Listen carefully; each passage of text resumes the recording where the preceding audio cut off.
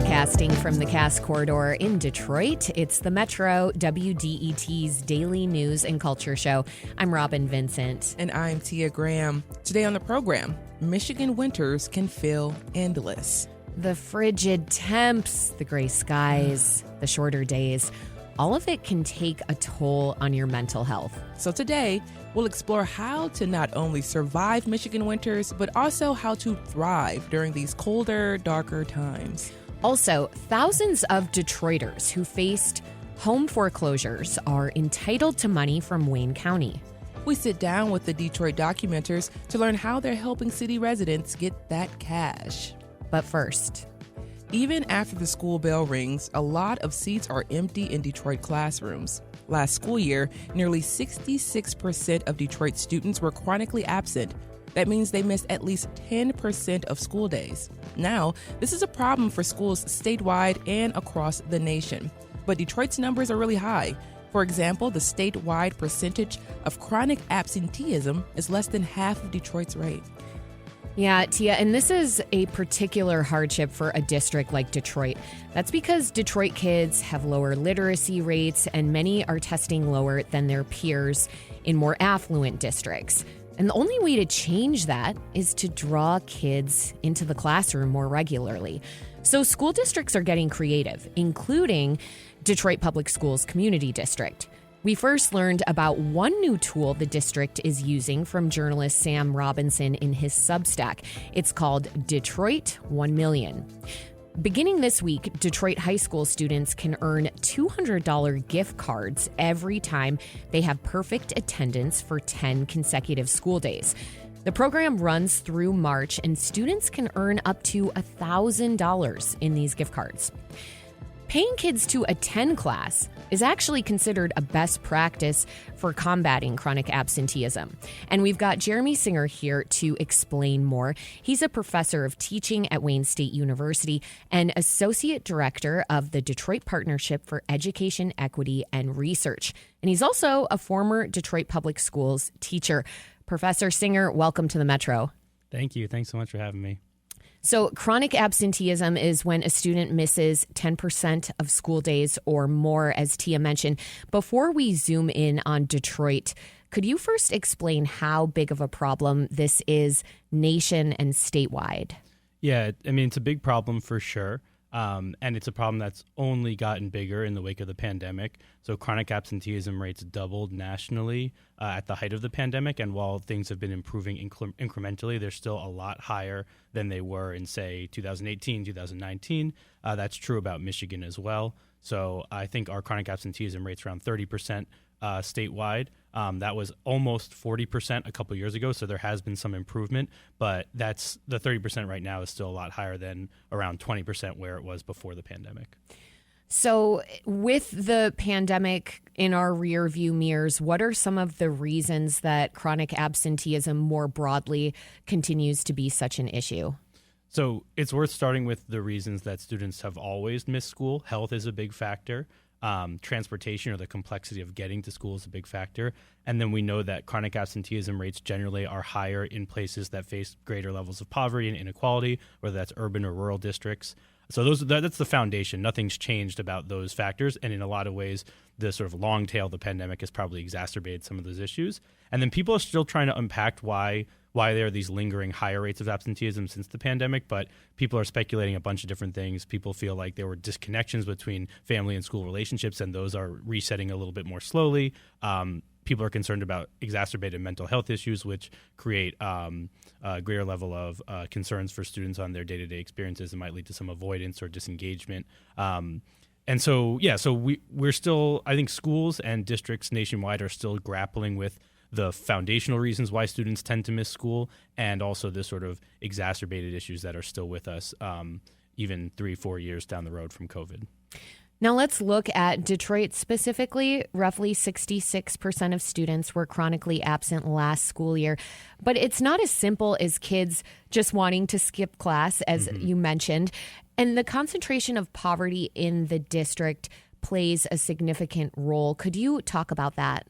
Yeah, definitely. And it's worth noting that for the Detroit Public School Community District, 66% is not that much higher than where it was just before the pandemic, around 62%. So the district has actually done a better job compared to most districts statewide at getting closer to its pre-pandemic baseline. But those same problems are still at play. So my colleagues and I have studied the role of a variety of factors. I mentioned inequitable health conditions, mentioned transportation and the complexities that come along with that. We've done a couple things. One, we've looked at how does Detroit compare to other major cities nationwide, because Detroit does have higher rates of absenteeism and has had higher rates of absenteeism than other cities nationwide. And so we've noted that these sort of big level measures of citywide poverty or citywide unemployment, or even the broader population trends of the metro area, that these all kind of track with large urban absenteeism rates. And even things like citywide asthma rates. Detroit is near the top of the list for that compared to some of its peer cities like Philadelphia or Milwaukee or LA or something like that. So these help explain, these sort of bigger inequalities help explain why Detroit stands out from some of the other cities you might compare it to.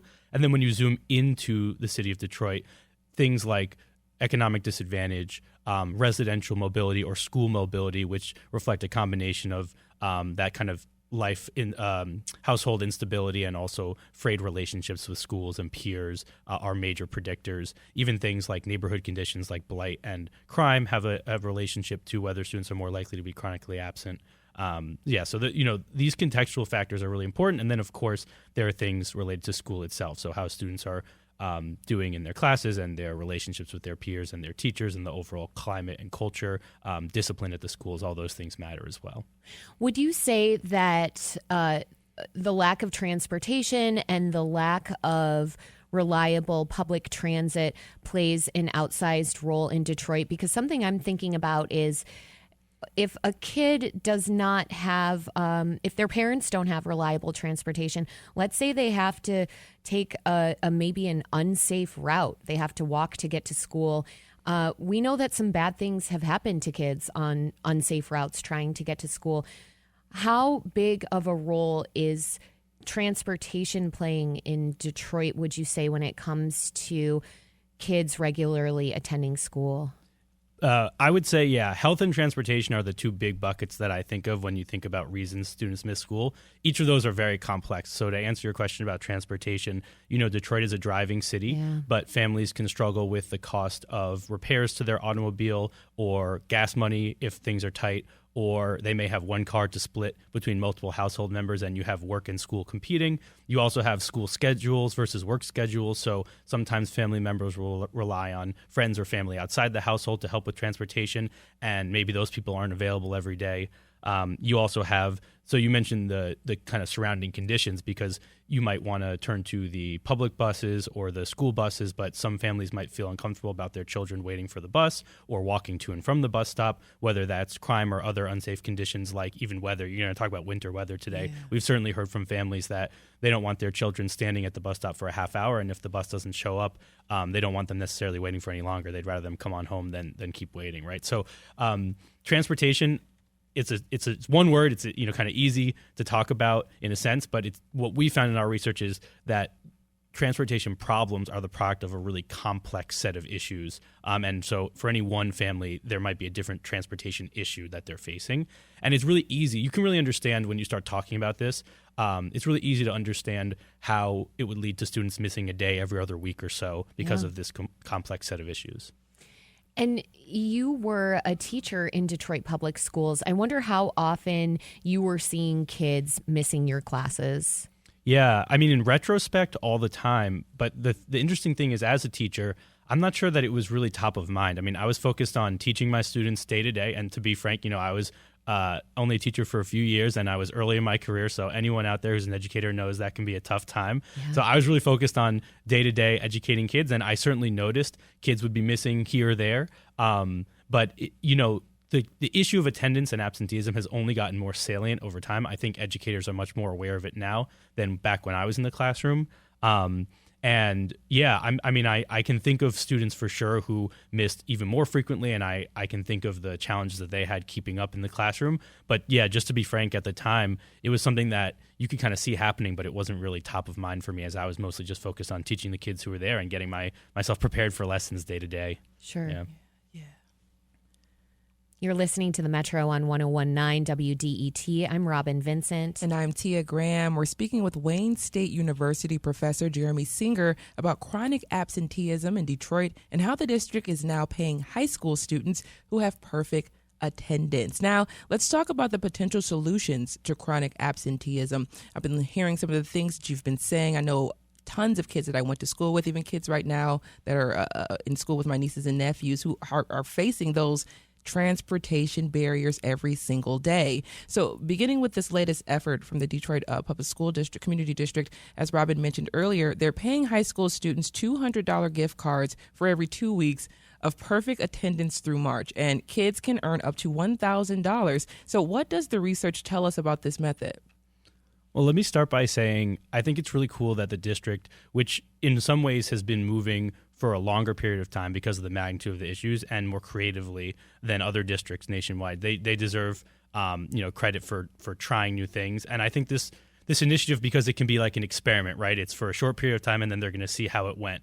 And if it worked well, then maybe it's something they can continue. So I'm definitely heartened by the district experimenting and being able to evaluate whether things are working or not and change course if that's the case. On one hand, it seems intuitive. If you tell kids there's $200 waiting for you in 2 weeks from now, you would expect that they would get themselves to school. But of course, it's not so simple.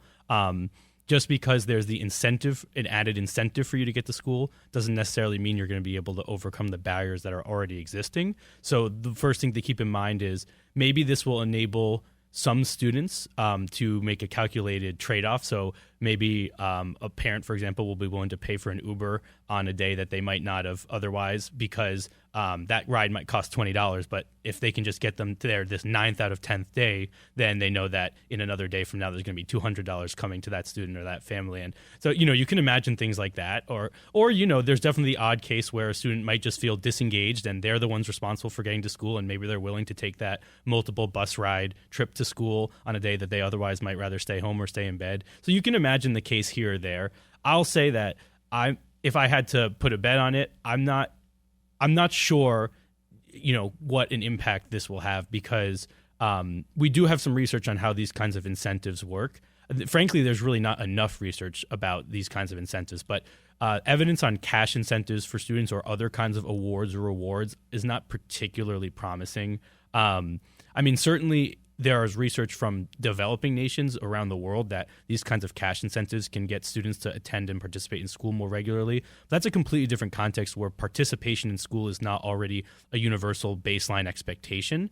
Here in the United States, there's kind of mixed evidence on it. I wouldn't say there's strong evidence that it would definitely work. And you also have to keep in mind if these kinds of things backfire. So if a student just misses out, if they get 9 out of 10 days, what's that going to do to their attendance the next week? Are they going to be motivated to try again, or are they going to feel defeated and like it's not even worth trying, and are they going to end up missing more school? So that kind of sense of fairness or unfairness can always play a role when it comes to these reward programs. And then there's even things as small as implementation. So, okay, you get perfect attendance. That's 5 days this week, 5 days next week. When do you get the gift card? Does that come into your pocket on that Friday, or does it take a week or two to get that? And even that kind of lag can undermine an initiative's benefits. So, yeah, I think those are all challenges that the district is going to have to grapple with. And I have confidence that these are things, first of all, that they've taken into account, and second of all, that they're going to be really considerate about when they're evaluating whether this thing works. But, those are kind of, it's the lay of the land, at least from my perspective, about these type of incentives. Yeah. And Jeremy, the district said that January through March is traditionally a time when kids miss more school and that high school students are most at risk during this time, especially. Could you talk about why? Well, the year starts to get choppier, I would say, in January. So other than, say, Thanksgiving, there's not a lot of big breaks from the start of the school year through the winter holidays. In January, we're coming back from 2 weeks off, and we do see in the attendance patterns that there's usually a bit of a drop-off right before a big break and right after a big break. And then you also have another break, midwinter break in February, where you're going to see some of that. It's also a time where, because of the weather, which I know is a subject for you today, some of those challenges that we talked about getting to school can become more difficult. And I want to mention another thing about that, by the way, because we've talked about the idea of maybe standing and waiting at a bus stop, but we also know that health issues get inflamed in the winter. So common cold, people's asthma could be worse. If you have arthritis, and let's say that's a parent, and maybe not as common for children, but a parent who's walking their child to school every day, might be a little harder to get out of bed in the morning. There's all sorts of reasons why these issues might start to pile up just a little bit more in the winter weather. That on top of the school calendar, I think, helps us understand why this is a particularly tough time for attendance. And Jeremy, Robin reported back in September how the district is adding washers and dryers to all schools. Could you explain how a solution like this goes beyond making sure kids have clean clothing to wear to school, and then just coupling onto that or adding onto that any other solutions that Detroit schools should be implementing? Yeah, I mean, so the washer and dryer solution, I don't think it's the case that the typical kid is missing school because they don't have clean clothes. That's definitely an issue that happens. And for students who can take advantage of that, or parents who can take advantage of that, that's a really phenomenal resource.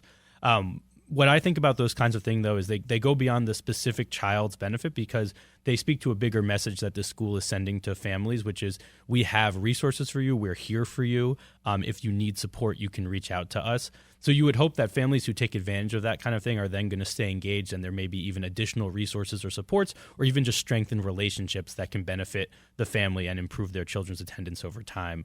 So I think in general, that's the right kind of posture that schools could be taking. Sometimes they can actually offer a new resource like a washer and dryer, but more broadly, that kind of supportive posture towards families and trying to figure out, what challenges are you facing and what can we do to help, I think is a really productive way to engage.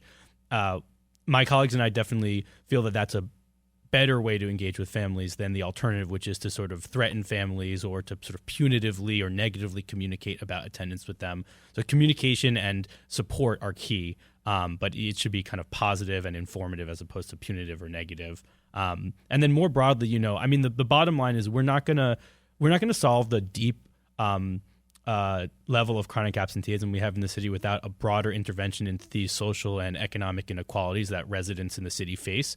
But in the meantime, in addition to that, kind of providing whatever resources are available, and that includes connecting with community groups, or, the district and some other schools in the city also offer things like health centers, or there's, of course, resources for students facing homelessness and housing instability that they can get by speaking to their school or district staff. But positive relationships, strengthening those relationships with families, focusing on improving the school culture and climate more broadly. These are the things that schools can be focusing on. And community groups and philanthropy should be thinking about how can they work with the schools in their neighborhood? Are there community-based assets that can play a role to kind of increase what is available at the school's disposal in order to support families? And more broadly, are there other kinds of experiments or pilots that the district can get additional support for from community groups or philanthropy? So is there a pot of money to experiment with some kind of more creative transportation solution, like vans that will pick students up, or vouchers for like a safe alternative to Uber, like a hop skip ride or Uber Teen or something like that, or a taxi service. So I think these, just like the cash incentives, like experimenting, trying these kinds of things is a really good idea, especially if you can dedicate a small batch of money to it. If you can evaluate it, do like kind of a test, right, and really see whether it's working, I definitely think that's a good idea.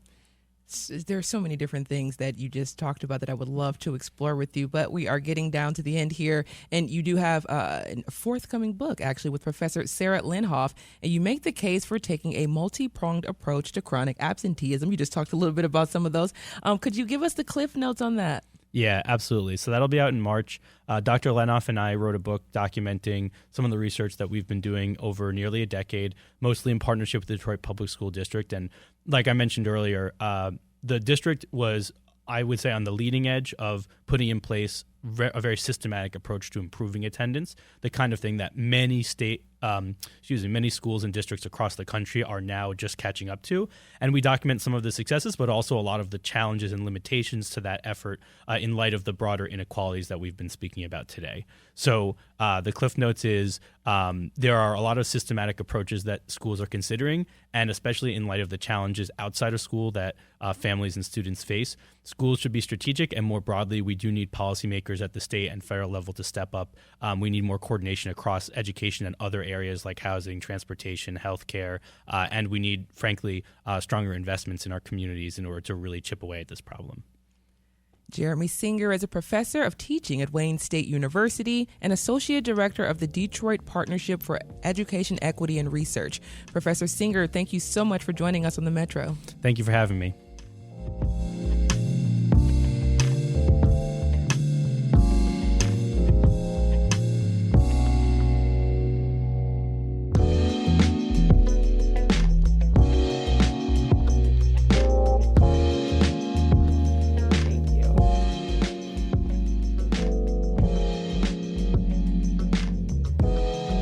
From the WDET newsroom, school leaders across the state are encouraging parents to take advantage of free pre-K programming.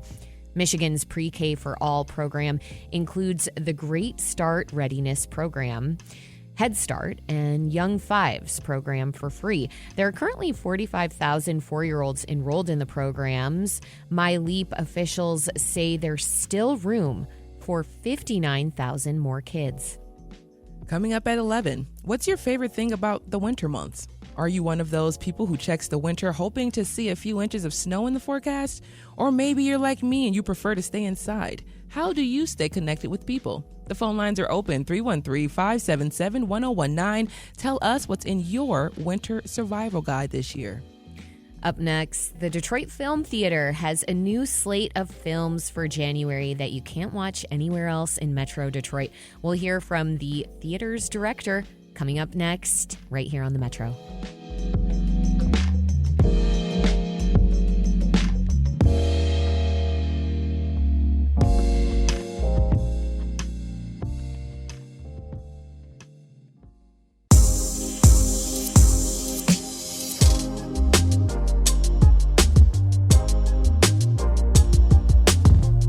Welcome back to the Metro on 101.9 WDET. I'm Robin Vincent. And I'm Tia Graham. The Detroit Film Theater is launching its winter season. The historic theater is inside of the Detroit Institute of Arts and is known for showing films that wouldn't make their way to theaters in Metro Detroit otherwise. Elliot Wilhelm has been the director of the DFT since 1974. He spoke with the WDET's Ryan Patrick Hooper about films to see at DFT this month. It's important to note right off the top, the name Paul Schrader, legendary when it comes to American film. Talking about the guy that wrote Taxi Driver, wrote Raging Bull, great director in his own right too, and someone that has gotten older, has released so many movies, but is not slowing down. He's at a really different point of his career now, and you're showing his latest film, Oh, Canada. Yeah, Paul Schrader is able to make the movies that he really wants to make now. He's not really worried if his movies sell any tickets anymore. He's just happy that he's at a position where he can make the films exactly the way he wanted to make them. And in the 1980s, many people might remember his directorial effort, American Gigolo, starring a very young Richard Gere. And now, in 2025, Richard Gere and Paul Schrader are back together again with a new film about getting old, in a way, and about having a career in movies and coming to terms with it. I forget why I agreed to do this. Tell me why I agreed to do this. This documentary will record your progress from your arrival in Canada as a draft refugee through your career as a filmmaker. Where's my wife? I'm here, Leo. I want to tell everything, for the record. I know most of the stuff anyway. You don't know any of it. Richard Gere plays a character by the name of Leonard Fife, who is a celebrated documentary filmmaker. And he's very ill. He's not expected to live very long. And he has decided that he wants to go on camera. Instead of turning his camera on others, he wants to be on camera himself and tell what he has declared to be the truth about his life, aspects of his life that no one knows. And by saying no one, he makes sure that his wife, Uma Thurman, in the film, is next to him as he is recording his memoirs for another famous documentary filmmaker who's played by Michael Imperioli and appears to be based on Errol Morris, because he talks about the camera having an interrotron in it, which is a patented name of Errol Morris's, meaning that you can look directly into the camera and be looking at the person interviewing you while actually staring straight ahead at the audience. It sounds a little complicated, but it's not. It's kind of like a teleprompter. And Richard Gere begins not dictating his memoirs, but answering a few questions and talking about his past and telling those in the room and those who will see the film things about himself that he never revealed before. What O Canada gets to is, what is the truth? What does the truth mean? Does it mean different things to different people? Do they look at things objectively? Do they lie? And does the cinema lie? And does documentary filmmaking lie? And at what point is telling the absolute truth doing anybody a favor? And at what point is it simply unburdening yourself from things that may have been dragging your ego through the mud for years? All of this actually makes sense when you see the film. Listen to how loaded this film is. You've got Paul Schrader at the helm, Richard Gere, Michael Imperioli, Uma Thurman. That is a heavy-duty cast.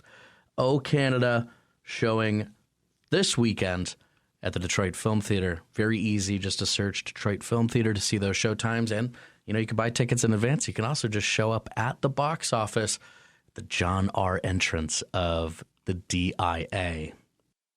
Later on this month, I am so excited for this documentary that is focused on politics, that is focused on intrigue, and most importantly for me, focused on music.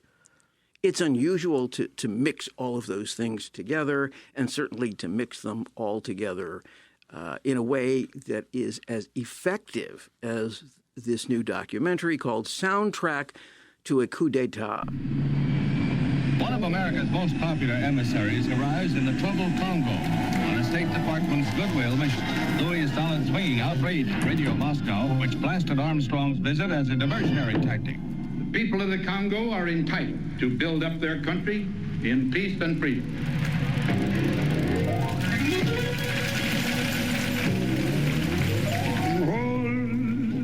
If it sounds like a fancy name, it all makes sense when you begin to watch the movie. It's about the very early 1960s, about the consciousness of the African continent rising and throwing off the shackles of colonialism, except for one country that has been both blessed and burdened with an abundance of a particular item. That item happens to be uranium.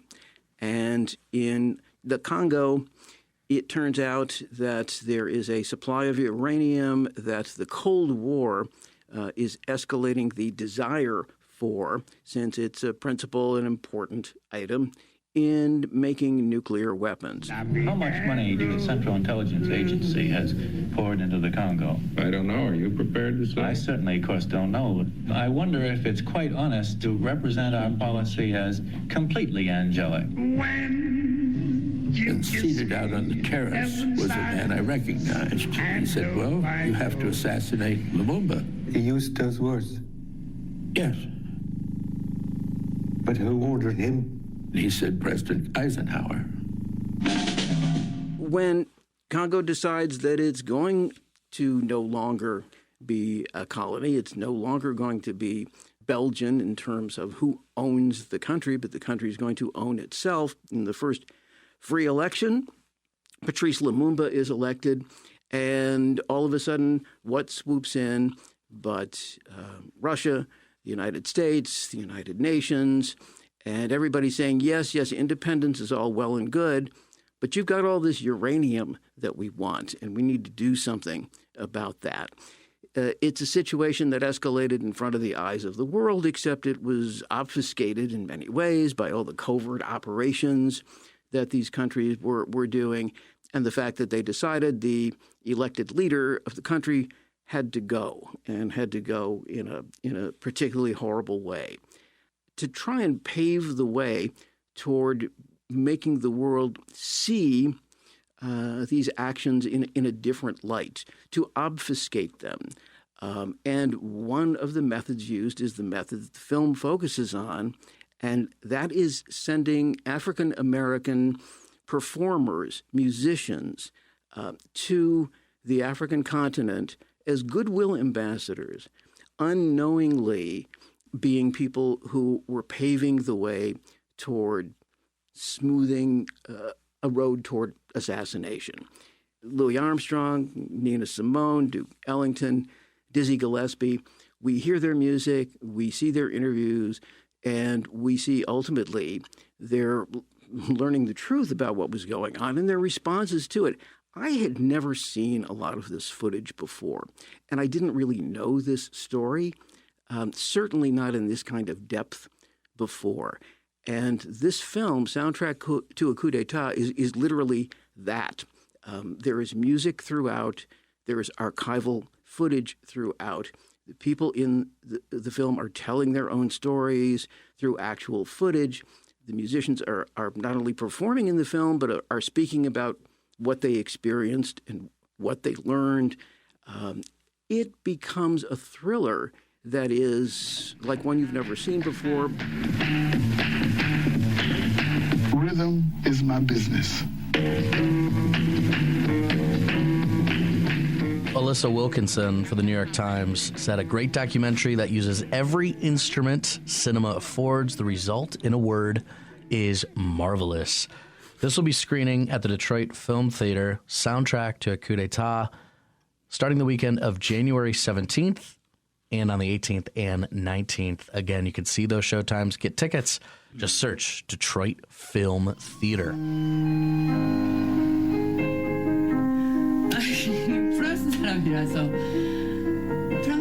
Highlighting what's coming to this wonderful theater inside of the DIA in the month of January. And people should know the Detroit Film Theater just wrapped up its 50th anniversary. There's a reason it's stuck around so long, because a lot of these films would not be shown anywhere else in Metro Detroit, let alone Michigan, unless they were coming to the DFT. One of those films is A Traveler's Needs, which when I brought this up to you, Elliot, you said it is just oh so sweet. It's a very sweet movie. It's also one of the most delightful movies made by the amazing South Korean filmmaker Hong Sang-soo, who seems to make 3 or 4 movies every year. And there are some film festivals that I attend that show them all, and they are of varying degrees of interest. But when they are good, like the girl with the curl in her forehead, they are very, very good. And he's come up with one this year called A Traveler's Needs, which is really surprising, really intriguing, and shows him, I think, at the peak of his weirdly cockeyed storytelling powers. This one is about a French woman who shows up in Seoul, South Korea, sort of wandering around, meeting people, being charming, and eventually revealing to folks that, yes, she is French, and yes, she can teach them to speak French if it would be of any value to them.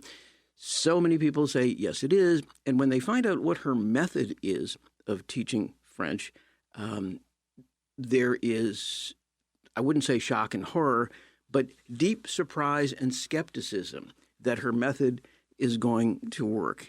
As you can tell, this is a very oddly skewed little dark comedy that also decides at a certain point, the audience decides as they're watching the Isabelle Huppert character that she is not simply comic relief in the movie, but someone that we can empathize with, that we want to know more about, who seems kind of like a sad character, but then becomes entertaining.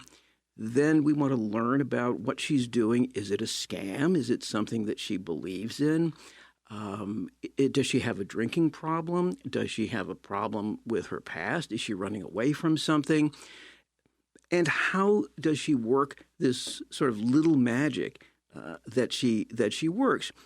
The real magic in the film is not only Hong's style in directing it and his ability to just sort of let us get to know characters and become part of the story, but to discover what an individual performer, in this case, the amazing Isabelle Huppert, who we all take for granted if we go to see films made in other countries and some made here in the U.S. as well.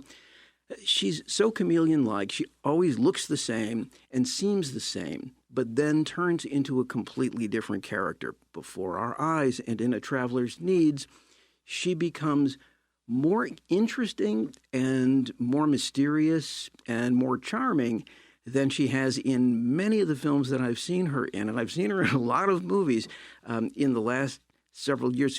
In a way, she's the hardest working woman in show business still. But this picture is a celebration of her, but not at the expense of giving us a character that we can feel for on many, many different levels. A Traveler's Needs. This will be screening January 24th, 25th, and 26th at the Detroit Film Theater. For all the films we talked about, O Canada, a soundtrack to a coup d'etat, and A Traveler's Needs, you can see when they're screening in January and get your tickets. Just search Detroit Film Theater or check out DIA.org.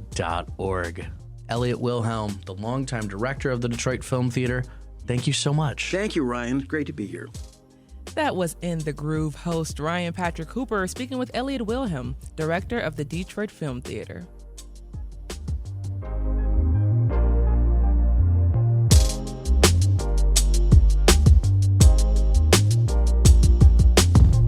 From the WDET newsroom, members of Michigan's congressional delegation have introduced bills to fund the Great Lakes Restoration Initiative for another 5 years. The legislation would increase the initiative's annual funding to $500 million starting in 2026. Lawmakers say the money is vital to cleaning up long-term pollution in the region, restoring natural habitats, and keeping invasive species out of the lakes. Coming up at 11, how do you get through the cold winter months? Do you get out there in the season's icy embrace, or do you stay warm indoors and dig into a new TV series or book? How do you stay connected with people? We'll take your calls at 313-577-1019 and let us know what's in your winter survival guide. Up next, we'll sit down with the Detroit Documenters to learn how they're helping Detroit residents who are owed cash from Wayne County for their foreclosed homes. We'll be right back. Stay with us.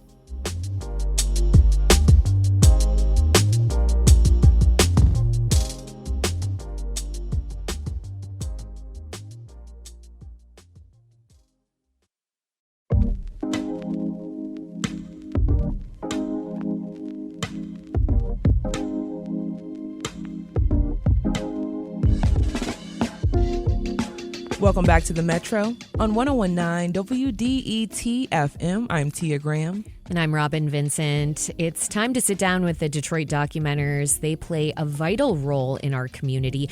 The Documenters train and pay residents to report on public meetings in Detroit. They take thorough notes on everything local leaders are and aren't saying, and what community members at these meetings are saying too. Now they're continuing this mission in a new way with the intent to help Detroit residents who are owed money by Wayne County. That is right, Robin. Last summer, the Michigan State Supreme Court ruled that former property owners are retroactively entitled to profits from tax foreclosure sales. This means if your home was foreclosed on from 2015 to 2020, you could be owed some cash. Outlier Media senior reporter Colby Leben and Detroit Documenters coordinator Noah Kincaid are working on this, and they join us right now in studio to explain. Welcome to the show. Hey, thanks for having us. Thanks for having us. Of course. So first, Colby, give us the historical context of how we got here. It started around the Great Recession. Give us those bullet points there. Sure. So this is like a community trauma that the whole city went through and that we are not done with, not emotionally and not legally speaking, right? So many folks went through foreclosure. So many folks went through tax foreclosure in particular. We're talking about people losing their houses, being put out on the street in some cases for $1,000, $2,000 in taxes that they weren't able to pay. The question that has arisen now is, what happens if you were foreclosed for $2,000 in taxes, let's say, and then the county takes the house, turns around and sells it for $10,000? That's like $8,000 in profit. Pretty good deal for someone, but whose money is that? The county kept it. They've had it, right? But just recently, as you mentioned, the Michigan Supreme Court said, actually, that money belongs to that former homeowner, right? But that leaves us with kind of a problem because there's thousands of people in this situation, right? People who had their home foreclosed, but, haven't been in that home for 10 years, maybe. And now they're owed money, but they don't know, right? Not to mention, it's a little bit of a process to reclaim the money. So the documenters, with their deep roots in the community and Outlier, along with a number of other nonprofits and advocates across the city, are just trying to reach people, to just let people know, hey, if you're in this situation, you've had a tax foreclosure in this time, the county was able to sell it for a profit, you could be in for some money, and it's not a small amount. Like, it's real cash in some cases. We see an average of $8,000 in our data set, a median of $4,000. Some people getting $10,000, $20,000. So it's real money. It's really worth the effort, I think, for a lot of individuals. That's life changing for a lot of people.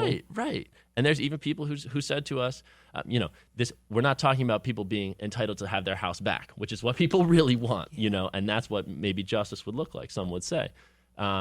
Nonetheless, for those folks, if you get a windfall of $4,000, $5,000, that is actually, real money that you can put towards the down payment. Mm-hmm. Exactly what I was thinking. So Noah, tell us why the documenters are taking on this role of helping residents get this cash. Oh man, because we want to help. We want to help. We have, over 500, almost 600 documenters doing this work, right? So with a large group like that, you can do so much more than just go cover the meetings, right? Documenters want to help, right? They want to help their neighbors. They want to be involved, and they want to do good things in their community. And what better thing could we do than to reach out and contact some people and be like, hey, we're going to help you get a bunch of money back. Which is an amazing thing to just hear, or even look your name up or look up or whatever you have to do to go through the process, which we'll learn a little bit more about later. But whatever you have to do to go through the process and finding out, actually, I am owed and entitled this a substantial amount of money that will help me in the future, which is just amazing to hear. Colby, bringing you back into the conversation, could you talk more about how it is really left up to the people to find out if they're owed the money? We just hit on that a little bit.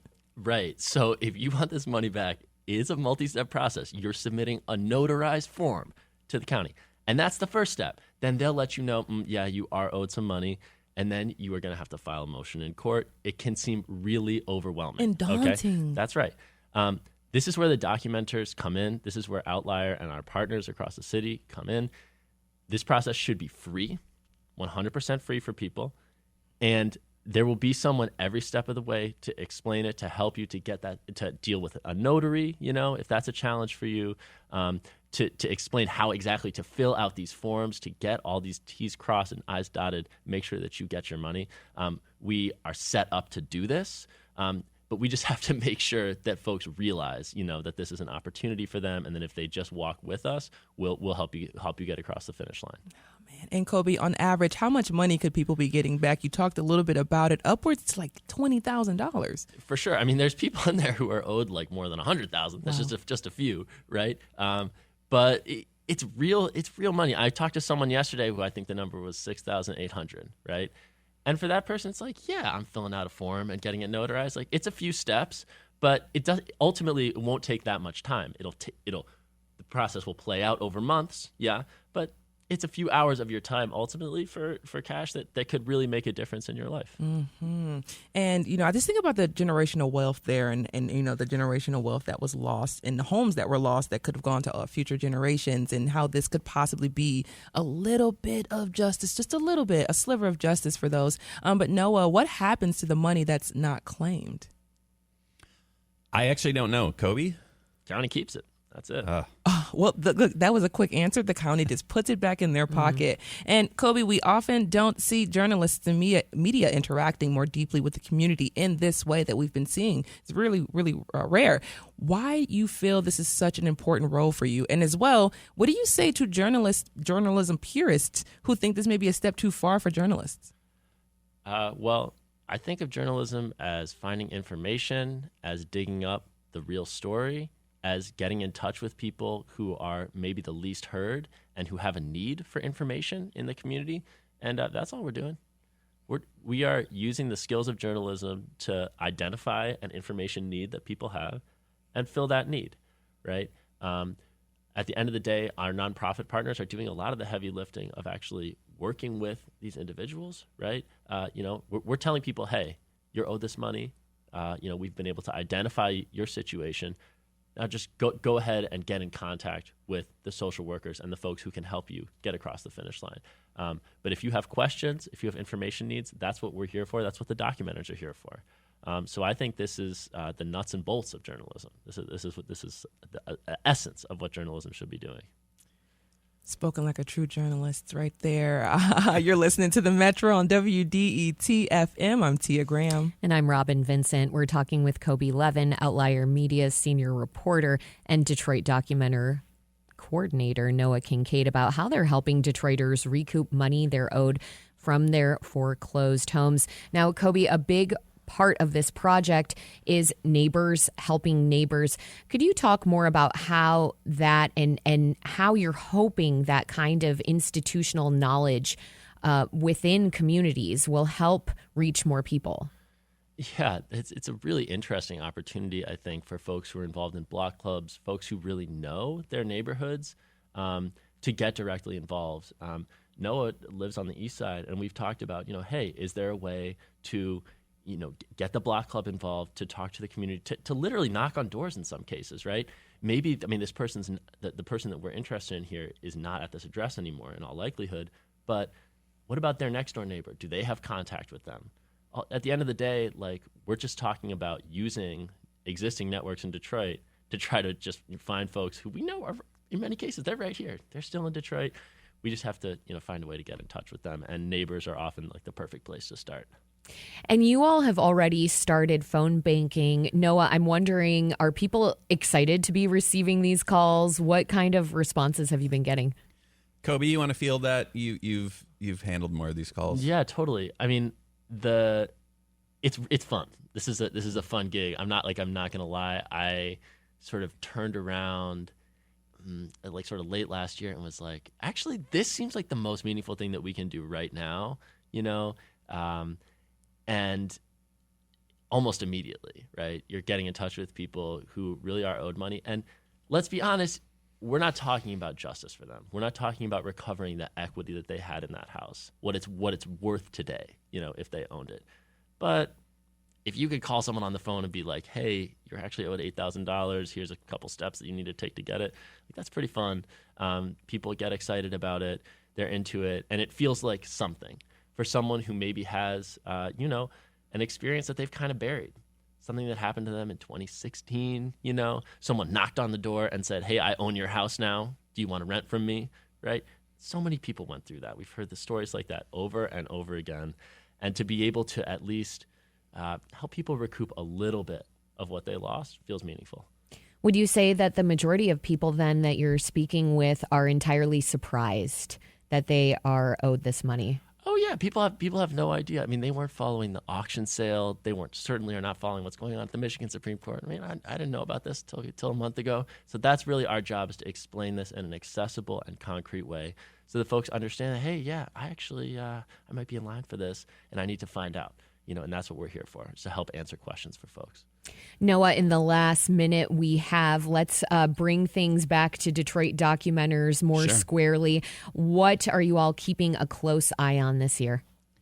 This year, like all, we're going to recommit to our North Star, which is really finding those meetings that aren't being covered by everyone else. And there's a lot going on this year in Detroit. We've got the mayoral election. We've got city council elections. There's neighborhood solar. There's all these big things that are going to be covered and discussed a lot. But we're still pretty much the only people showing up at board meetings of the retirement systems. I think we're the only people showing up at meetings of the Port Authority. We're going to recommit to covering in greater detail the City Planning Commission, because the work they're doing is so important in keeping neighborhoods together and kind of sorting out these issues of land usage across the city. So, that's the stuff we do best. We're not just recording stuff. We're not just documenting stuff. We're building this record, and we like to build that record of meetings that the record wouldn't exist if we weren't there. That's where we, I think, provide the most value, and we're going to recommit to that in 2025. Thank you for providing that value and filling in those information gaps for us. Detroit Documenters Coordinator Noah Kincaid and Outlier Media Senior Reporter Kobe Levin, thanks so much for joining us on the Metro. Thank you. It was great to be here. It was a pleasure. Thanks.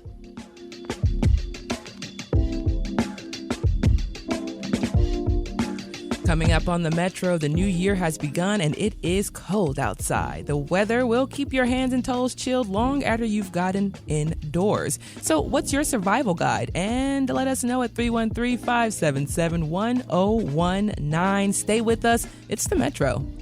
This is WDET-FM, Detroit Public Radio, your connection to news, music, and conversation.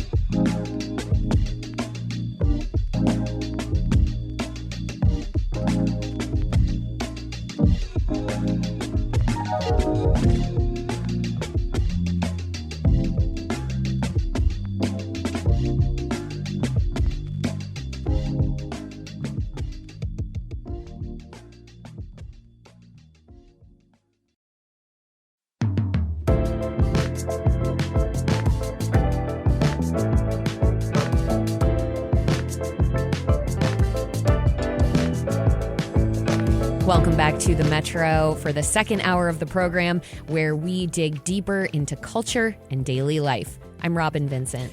And I'm Tia Graham, and we're a little over a week into the new year, and there's at least one thing that's notable about it thus far. It's cold. We're not experiencing sweatshirt weather or light jacket weather here. It is really cold. There's actually a winter weather advisory in effect from 1 this afternoon until 1 in the morning, so it's cold. And no, this is the weather that encourages you to pick up the pace, okay? This is the one that makes you want to walk a little bit faster when you get out of your car. The cold we're experiencing now is part of a broader cold front hitting the Midwest and East Coast. It sticks to your bones. It forces your hands into the depths of your jacket pocket. I often walk alongside friends watching wind sweep across their face, and the tears, they just begin to fall and roll down our cheeks. Winters have been getting warmer on average due to climate change, but the nature of our changing climate means that the weather shifts to the extremes. One day it's really warm, and other day it's unbearably cold. Sometimes it rains endlessly, and for other stretches, it seems like the rain will never come. This winter has been quite dry, and up until this point, fairly warm. Robin, for now, though, that warm streak has been abruptly halted. Yeah, Tia, I'm sorry about that. We live in the state of Michigan, neighboring the very cold nation of Canada, and for better or worse, We still have all our seasons, at least, including winter. So what do we do with all that? How do we navigate our coldest months? This hour, we'll talk with a psychologist about the benefits of connecting with the natural world, even in the winter. We'll also speak with someone who runs Amplify Outside. It tries to eliminate barriers that prevent people of color from enjoying the outdoors. We'll talk with each of them about how they navigate the winters, what they do to embrace the joy that exists outside. Tia, apparently there is some that exists out there. And what becomes special about the indoors during this time? You know, we'll find out. We'll see. You've become an expert. Yeah, we'll see by the end of this how I feel about that. But we want to hear from you, especially want to hear from the listeners out there. What do you do to enjoy the winter months? Do you go for walks? Do you participate in winter sports? And if you don't go outside as much like me, what do you do to connect with others? Do you host game nights? Do you watch more movies with friends? Or do you simply hibernate a little bit? Give us a call. The number is 313-577-1019. Please give me some tips. Please let me know how to survive this winter with your winter survival guide. And right now we're joined by our producer, Sam Corey, in studio. Sam, how are you doing on this cold day? I am doing great. Very happy to be here. Thank you. You're warm on the inside because you're with us? Oh, that's exactly right. That's exactly and right. And that Hawaiian shirt. Okay. That's right. Yeah, I'm bringing Hawaiian the warm shirt. here. I have a, like Robin said, I have a Hawaiian shirt on. Because I'm bringing the sun. You're bringing the sun. I'm bringing the sun out right now. You are a ray. On a cold day. I mean, you know what? You're filling me with rays. Bad Bunny music right now. I just feel like heat. I'm filled. I'm 80% Bad Bunny music. I mean, you know his new album, but you know, speaking of 100%. 100%. And speaking of, that's one thing that folks do, I know, during the wintertime. Listen to new music. So, Sam, what do you do in the winter and how do you interact with the outdoors? Yeah, I've been thinking about this a lot, and a lot of my routine stays the same. Like, I'm still going to dance classes. I'm trying to play volleyball. I'm like interacting in, rec sports and trying to see friends at bars, what have you. But the difference is that I try to take walks. I try to intentionally, particularly on snowy days, which we haven't had much of, but I really try to get out and sort of experience what's going on outside. And something I notice is there's not that many people outside, so it's a little different. But, I want to ask the same question to you, Robin, because I know you spent some time out west. What do you do during the winter? Well, like you, I like to take walks because I find them to be very peaceful. There are not a lot of people outside braving the elements. And so it sort of feels like you have your own secret world. But it has been a big time adjustment for me to move back to Detroit after living in the Mountain West for nearly 15 years, because in Wyoming, I was 20 minutes away from one of the most renowned ski resorts in the world. And so in the wintertime, I was snowboarding a lot, and there was a very robust outdoor culture.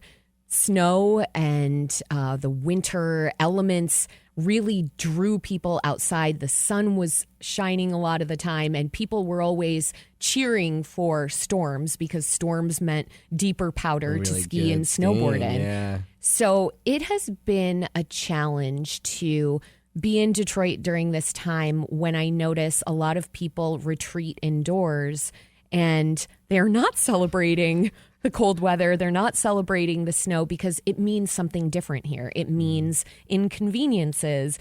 It means is it my time? Discomfort. Is it my time? The inconveniences, the discomfort? I'm looking at you. I'm looking at you, Tia Graham. Right? Are we talking about that now? The salt on my shoes. How about that? When it's snowy out and it's icy out, there's salt all on my shoes and I got to clean my shoes. How about the fact that when you're going from indoors to outdoors, you're hot and you're sweaty sometimes when you're walking. You know what I mean? When you got all your layers on, then you get indoors and you're sweaty, then you take it off. Now you're cold because you were sweaty.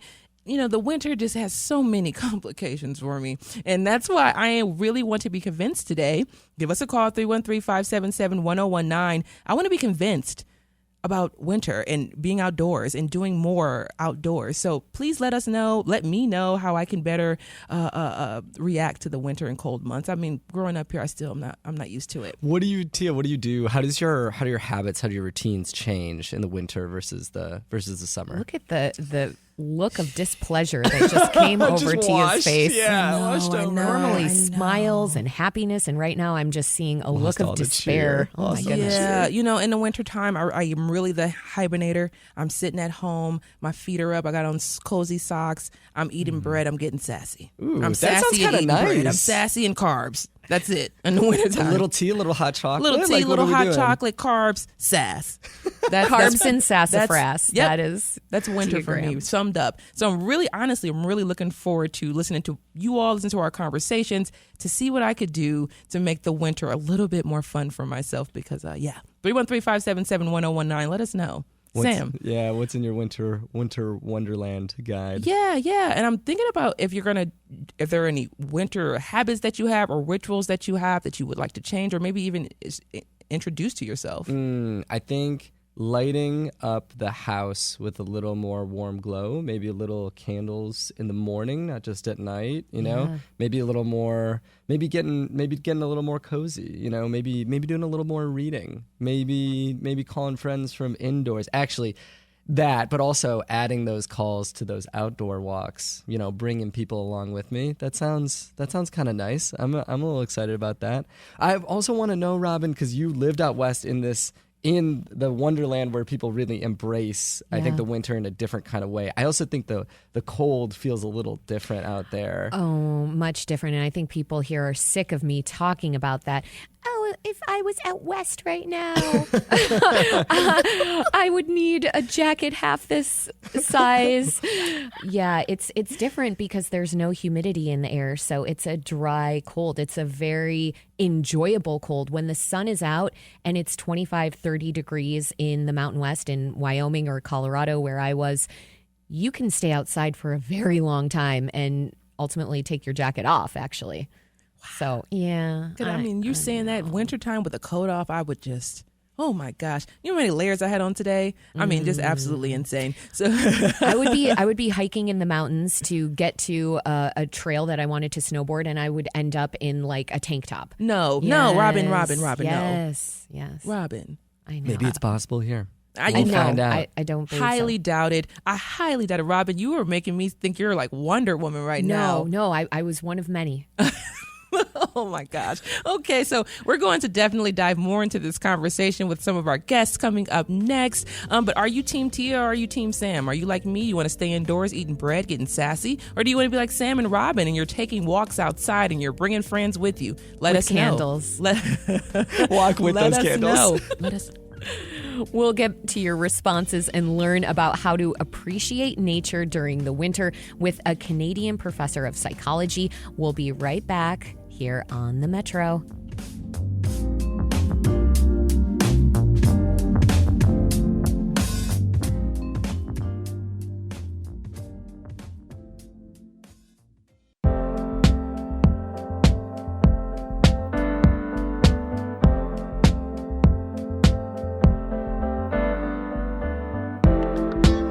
Welcome back to the Metro on 1019 WDET. I'm Tia Graham. And I'm Robin Vincent.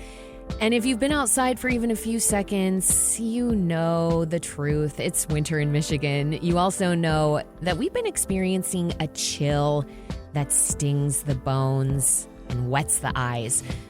But we also know that connecting with nature can be really good for us. So how do we square this circle? Are there ways for us to enjoy the natural world during colder seasons? Of course, there are, but we want to hear from you about how you're doing that. What do you enjoy during the winter months? Do you go for bundled up walks, maybe with a candle? Or do you not go outside much at all? Do you prefer to stay indoors and watch movies with friends? Maybe you hibernate a bit more and turn sassafras style like Tia Graham. Yeah. Call in at 313-577-1019 and tell us what's in your winter survival guide this year.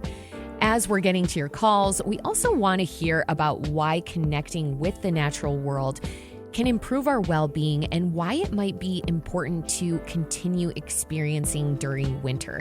So to discuss this now, we have Holly Ann Passmore with us. She's an associate professor and department chair of psychology at Concordia University of Edmonton. Professor Passmore, welcome to the Metro. Hello. Thank you so much for having me today. This is very exciting. So before we get into winter specifically, why is it important to be outside in nature? What is the connection between our well-being and the natural world?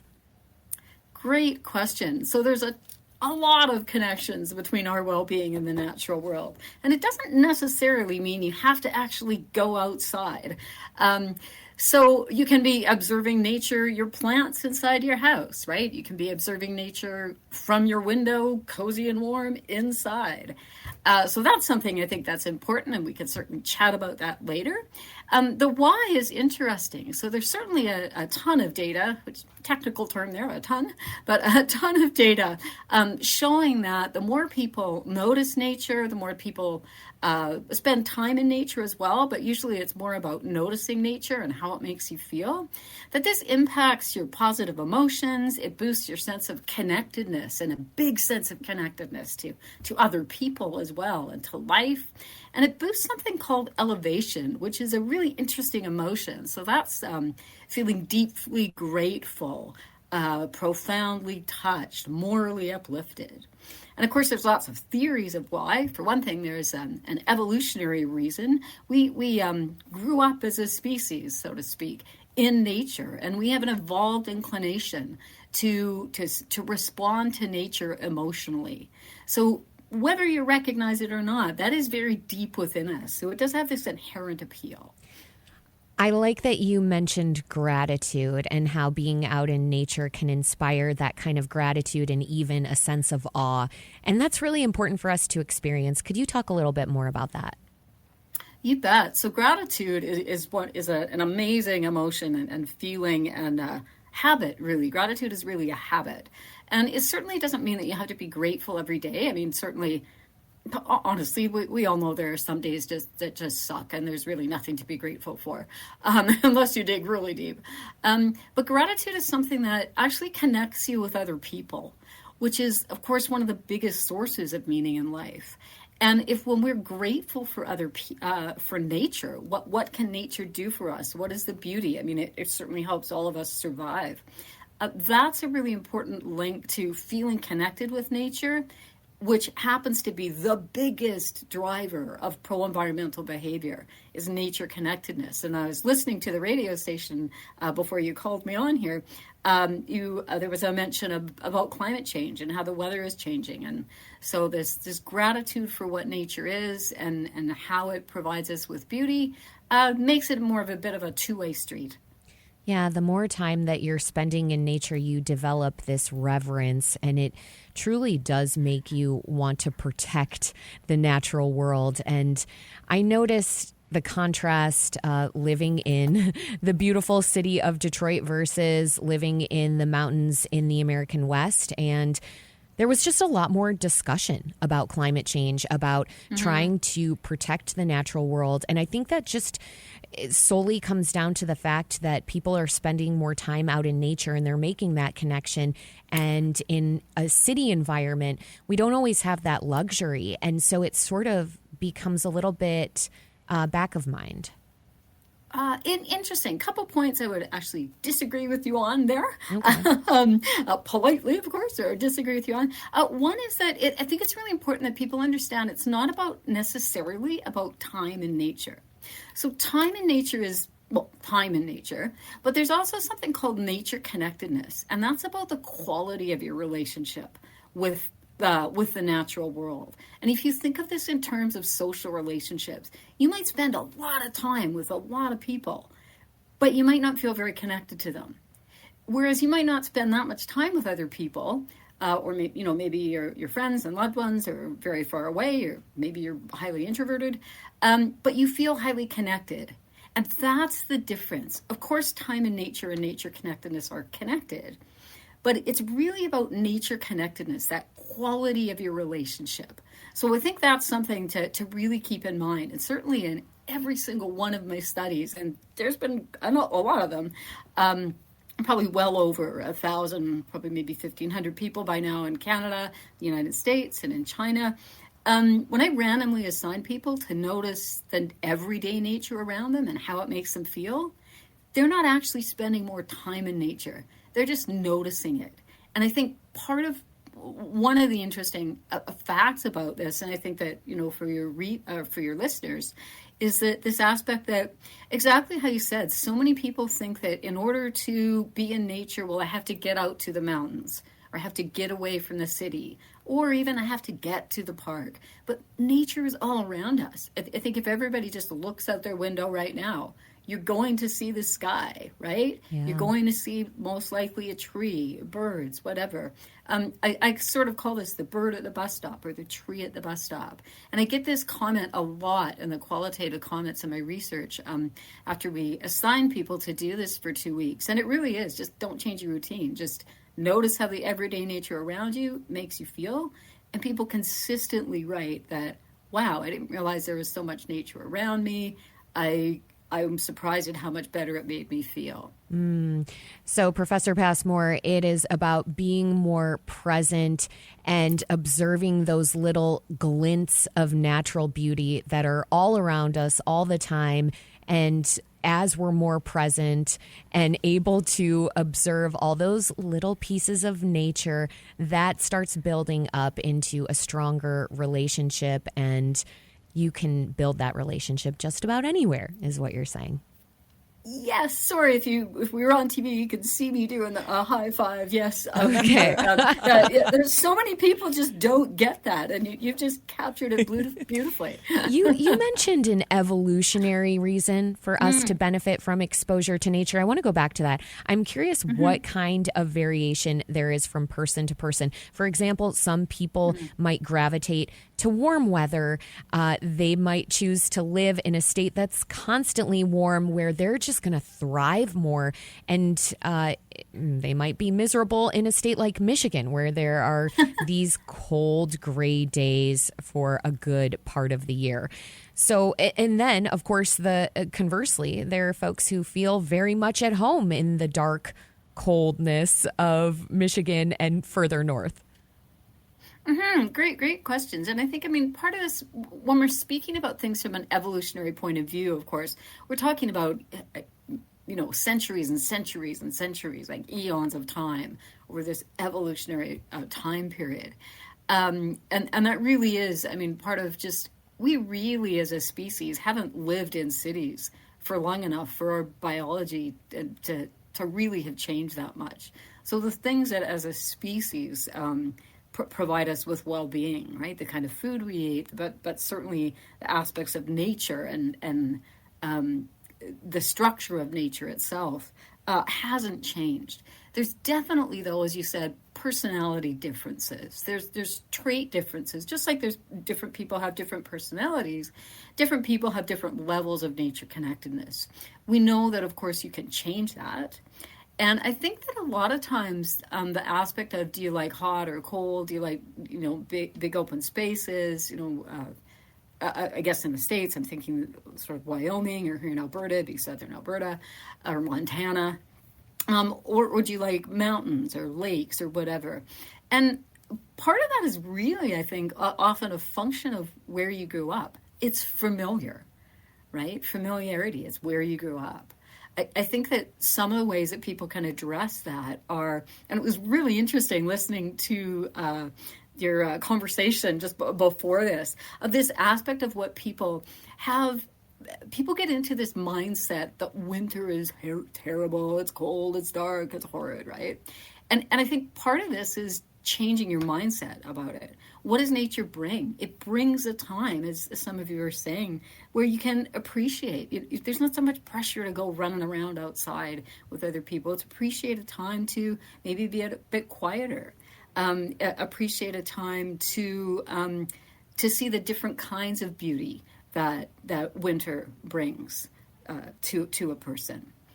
You're listening to The Metro on WDET. I'm Robin Vincent. And I'm Tia Graham. We're speaking with Holly Ann Passmore, Associate Professor of Psychology at Concordia University of Edmonton, about how to enjoy the natural world during the chilly winter season. And we also want to hear from you. So tell us what's in your winter survival guide this year. That number is 313-577-1019. And you can personally help me get through the winter months? And yeah, we're going to go to the phone lines right now. Lynn in Ferndale, thank you so much for hanging out with us. How do you get through the winter months, Lynn? Are you staying Team Tia or are you Team Robin? Hi, it's actually Liz, but Liz. I'm kind of in the middle. I really like indoor cozy things, so I just got into knitting. I've been doing that, coloring, having my little tea before bed and reading. But I also really like walking, and I've missed that from the summer. So just making sure that I get, like half of what I used to do, which was I used to walk like a few miles every day, and now just as much as I can. But the game changer for me is getting fleece-lined pants and a really warm jacket, because then the cold just feels really good. Your body is warm, but it's just like a nice little bit of like cold on your face. But I also have spent so much time in Michigan wanting to leave, and so kind of coming to peace with this is where I'm going to be for a while, and it doesn't make sense to just like wait out the months and like dread the months of winter. It's kind of the mindset I'm trying to have. Liz in Ferndale, thank you so much for calling in on the Metro this morning. But Robin and I actually spoke about that this morning. Fleece-lined leggings, fleece-lined tights. They were on sale at Old Navy, and I just had to run in and tell Robin, like, hey, Old Navy has these fleece-lined leggings. Game changer. It's an absolute game changer, an essential accessory. It really is. So I want to bring you back in, Holly Ann, bringing you back into the conversation. What is it about going on walks outside that seems to make us feel so good?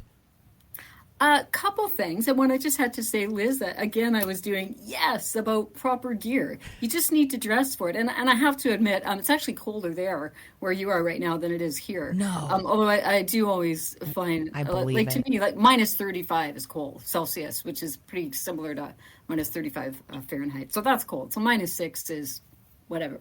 So I think proper gear is one of the things, right? And the benefit of that too is it's like you're a little bit invisible, right? It's a bit more exciting than just having to go outside. You get to gear up for it.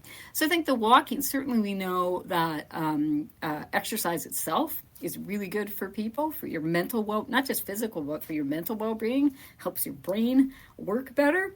And there's also quite a bit of interesting research on, it's called green exercise, but we could call it white exercise if we were going to make that in the winter.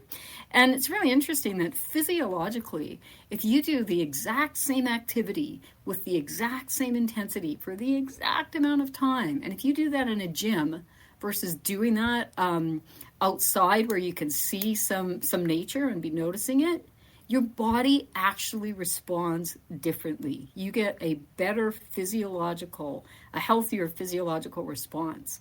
So this aspect of being outside, and certainly it can only be, you don't have to necessarily go for hour-long walks. You can just we did a study where we just had people do a 10-minute walk from their house every day. And the same thing, it was just about noticing the sounds. Maybe next day you're going to notice the sights of nature. Maybe the next day the textures. So definitely getting outside, even just for a few minutes, is a great idea on a number of levels. Professor Passmore, you said that your body will experience a better, greater physiological response than, say, if you were on a treadmill. What exactly does that mean? What happens? Oh, good point. Yeah, what does better mean? I thought I didn't do this research, but it's research I know about. I thought this was the coolest research, frankly. You gain more cardiovascular benefits, your metabolism reacts differently. So people tend to end up being like all the physiological benefits that, muscle building, cardiovascular, blood pressure, all of those benefits that you get from exercise, you're getting that much more so if you do it, if you're looking at nature, if you're doing it outside and noticing nature. And I want to say thank you to our caller, Liz, for prompting that line of questioning there. And now I want to get to Alex in Detroit. Alex, you're the program manager of Friends of Rouge Park. Hello, how are you? Happy New Year to you. Hello, Happy New Year. Yeah, so what's in your winter survival guide? I see that you all have something going on with Friends of Rouge Park. Yes, so we have our Rouge Park Winterfest coming up on Saturday, January 25th. It's going to be from 12 p.m. to 4 p.m. It's going to be a great outing, great opportunity for people in the community, families to come out and have a great time with us. We're going to have games. We're going to have food. We're going to have giveaways. We're going to have a rock climbing wall. We're going to have some performances from some local artists, including myself. And it's going to be a really fun time. And it's going to be free admission, free for all ages. So we're really excited to be able to bring in the winter season of 2025 with this event and really show appreciation to our community. And Alex, for you, are you a person who likes to be indoors during the winter months or outside? I'll be honest, I'm really an indoor person. I'm an August baby, so the summertime is more my speed. But I will say, being out in the park during this time of the year is a really beautiful sight, especially walking along a lot of our trails. Just being able to see nature during this time of the year is really something beautiful. So I do encourage people to at least get out for a little bit, get some fresh air. For all those homebodies that like to hibernate, get some fresh air every now and then, and come on out to the park and have a good time with us.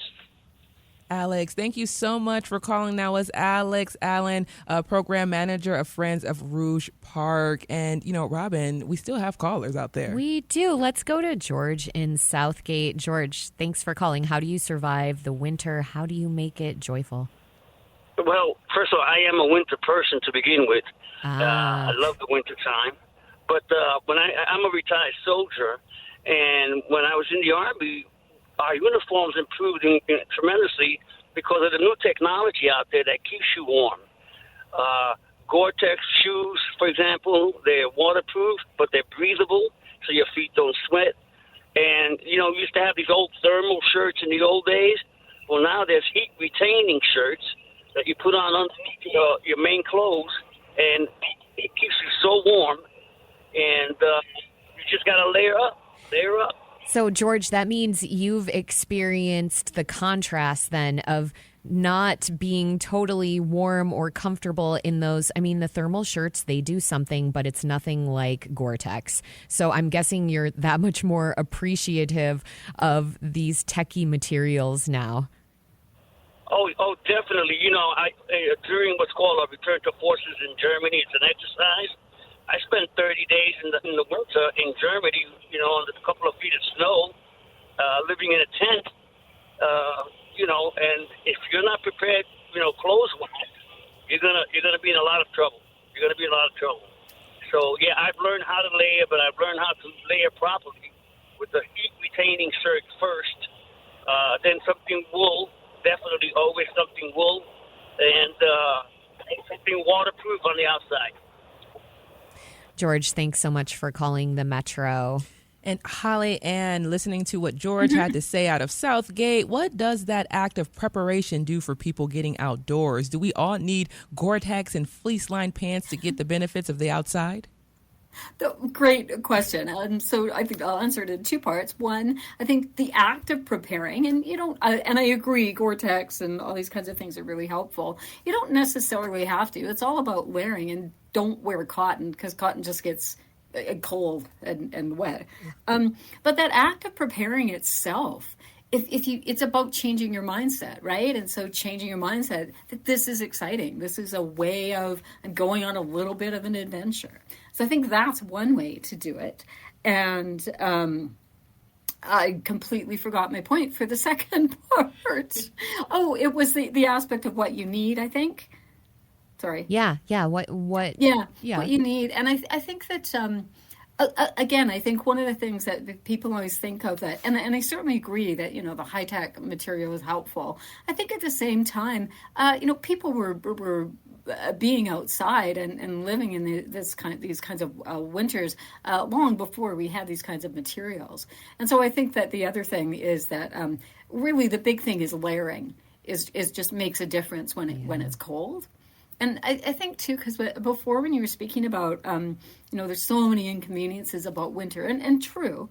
At the same time, there's lots of inconveniences about summer, right? Like you can't really go outside when it's disgusting. You can only take off so many clothes, right? Exactly. And then there's nothing you can do, and you're sweaty all the time. And in the spring, it's muddy. So I think we can take any season and make it miserable.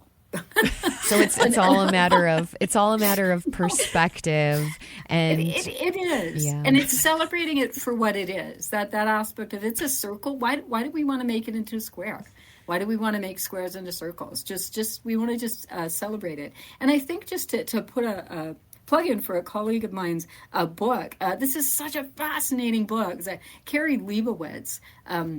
And she has this book out called How to Winter. She's a researcher from Stanford. And it is it is one of the best books I've honestly ever read. It is fantastic. And I think your listeners would really enjoy it because it certainly speaks about ways to enjoy winter, even from the outside, certainly noticing nature from your window inside. But it also speaks about how to change your winter mindset as well. Okay, and that book is by Carrie Leibowitz, and it's called How to Enjoy Winter. Just How to Winter. How to Winter, thank you. Yeah. My last question for you, how do you winter? I love winter. And to me, though, you have to remember that I'm born and raised in Edmonton, so me proper winter is 6 feet of snow, minus 35. But we don't, unfortunately, get that anymore. I think it's like +2 out or something today, some disgustingly warm thing in my view. Yeah, that's +2 Celsius, right. And so I have a bit of a unique thing with winter because I walk with leg braces and crutches, and I use this. It's essentially an old lady gimpy mobility scooter. It's just, yeah. But I really do approach this as a big, it's a little bit of an adventure. And I also very much still make sure that I like to get outside and to just notice the shadows that you get to see on the snow, because you don't really get to see that kind of light play when there's no snow around. I really like to make sure that I notice the animal tracks, because you can see those in winter. And I like to also enjoy, if it's, it's like -20 and I've been outside for half an hour, I like the feeling of coming inside and being warm and looking out on nature. And it gives you a better appreciation of being warm. I like that. Holly Ann Passmore is an associate professor and department chair of psychology at Concordia University of Edmonton. Professor Passmore, thanks for joining us on the Metro. This was fantastic. Thank you so much.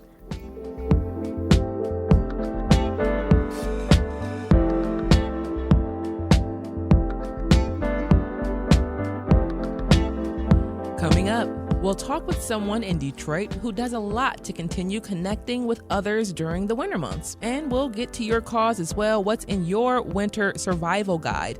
313-577-1019. How are you surviving and thriving this winter? Stay warm. We'll be right back here on the Metro.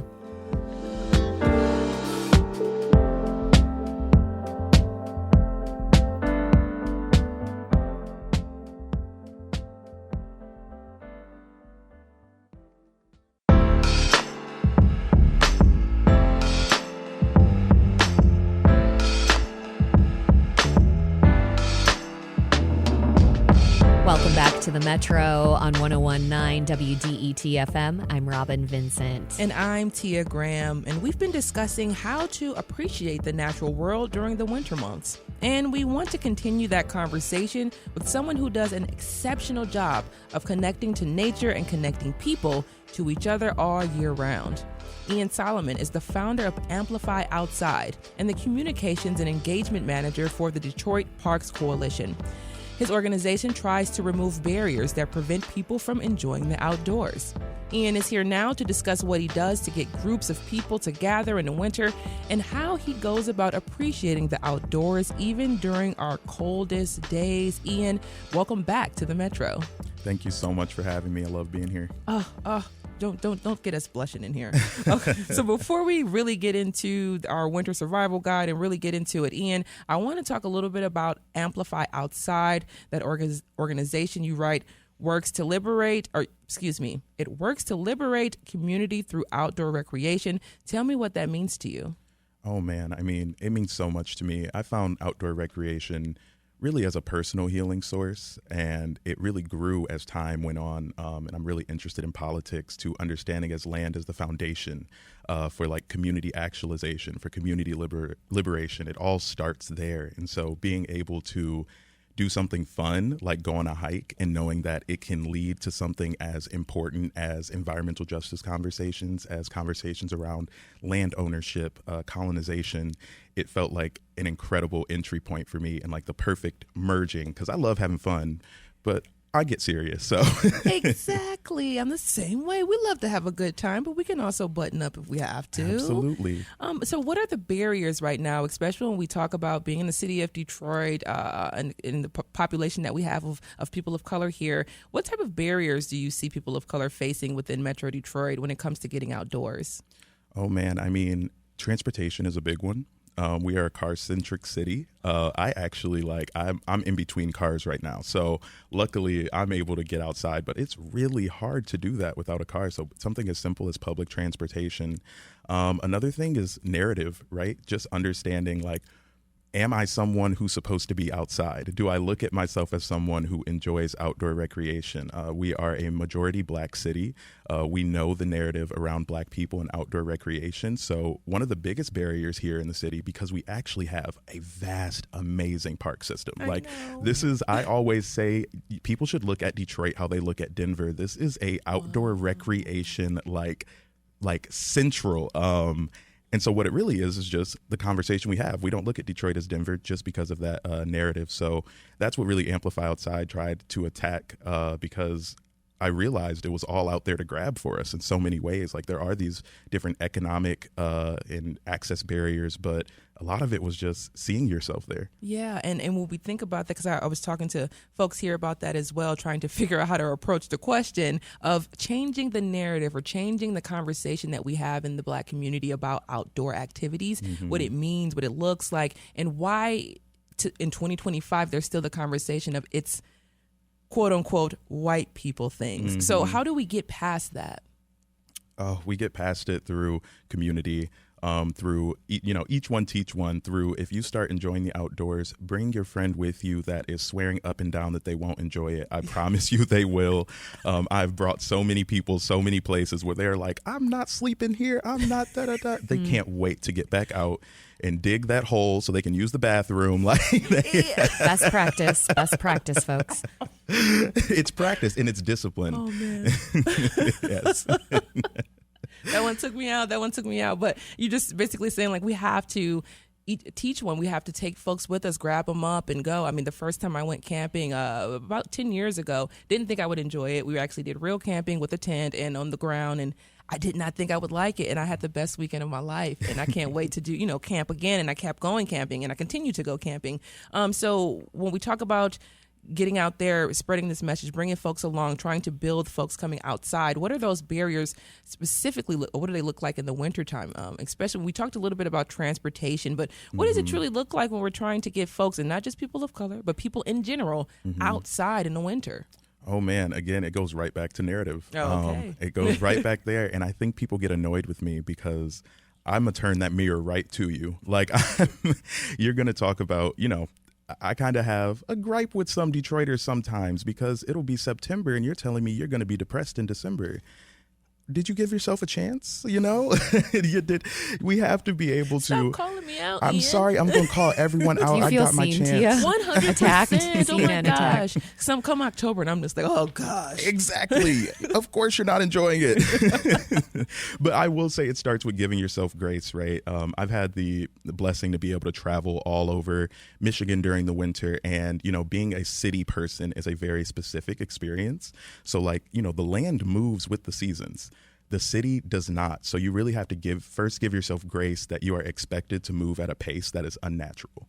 All of us are moving in an unnatural way right now, and we do it every year for 4 months straight. And so we have to first accept and say, I'm not the problem. I am not the problem. And after you get that grace out of the way, you got to get over it.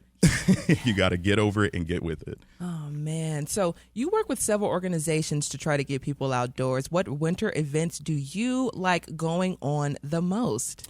Ooh, okay. So there's actually some coming up. One of them was mentioned by Alex with Rouge Park, of course. Please go out to that Rouge Park Winterfest. Always fun. But there's one coming up at Rouge Park this weekend as well, Sunday, January 12th. It's a Winter Wildflower Walk. And I think that is a great event because what it really does is highlight that, you know, there's, again, the narrative that everything dies in the winter. Completely untrue. Everything changes and does what it needs to do for itself to be its best self, you know? So it may look like dying to you, but it's actually like kind of self-preservation and you can see the land do that. So I'm excited because I'm really hoping I can make it out to this walk because I want to see some winter wildflowers. Yes. But outside of that, there's also the Clark Park Winterfest coming up. That'll be January 18th. And again, just like the Rouge Park Winterfest, there'll be all types of events, games, community. Our parks are active. You know, there are still events happening. So really just staying involved, looking online, trying to find these different events. For the Detroit Parks Coalition, if you go to DetroitParksCoalition.com/events, you will see all of the events on a calendar that happen in all of the parks if anyone submits them. So, yeah, just tap in. There are so many amazing events going on.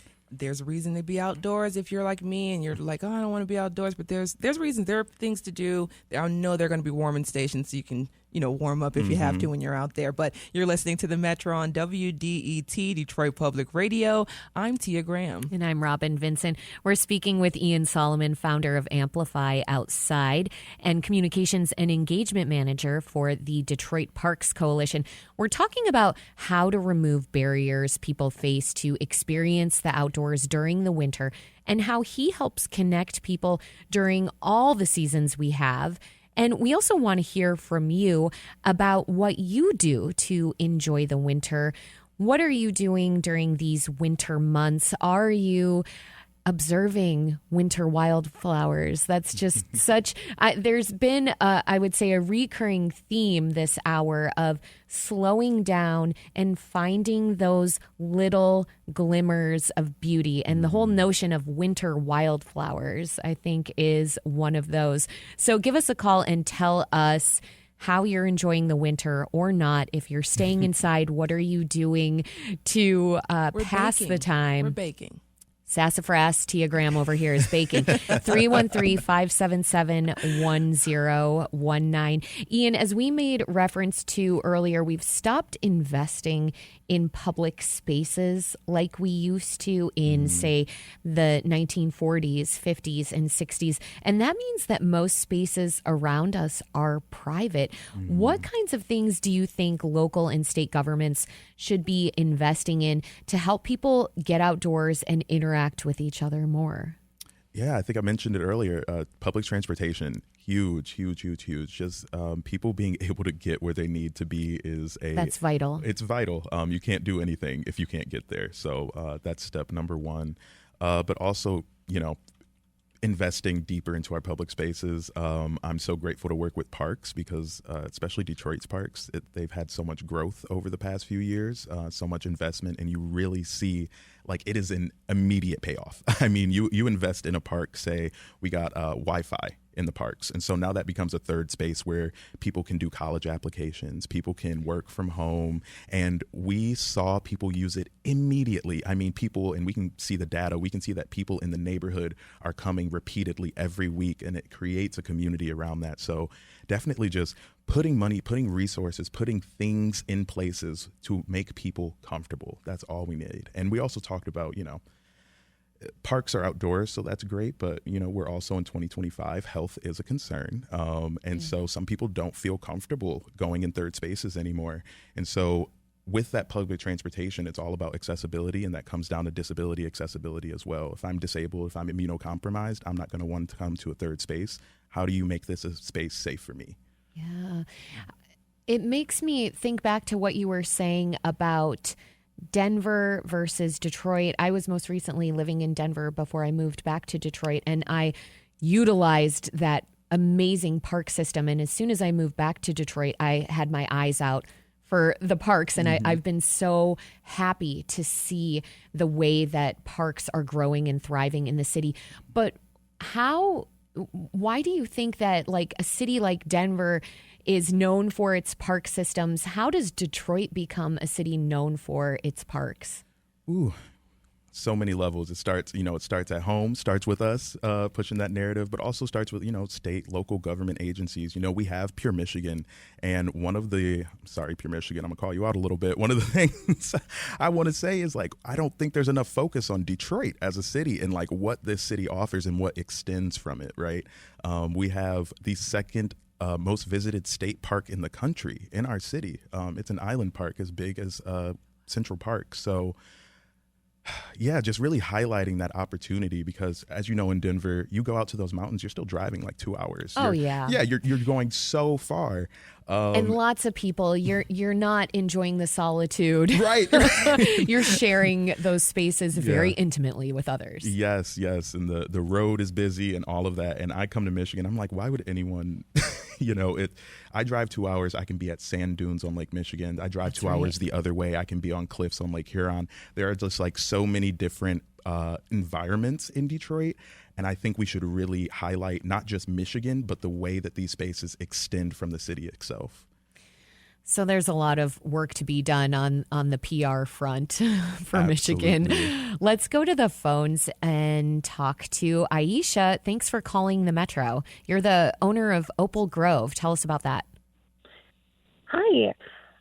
So Opal Grove Games is an inclusive tabletop game store here in Detroit.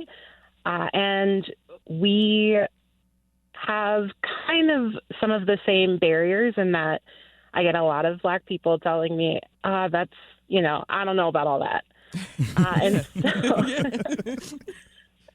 So I just think that tabletop games, board games are a really incredible way for people to connect genuinely.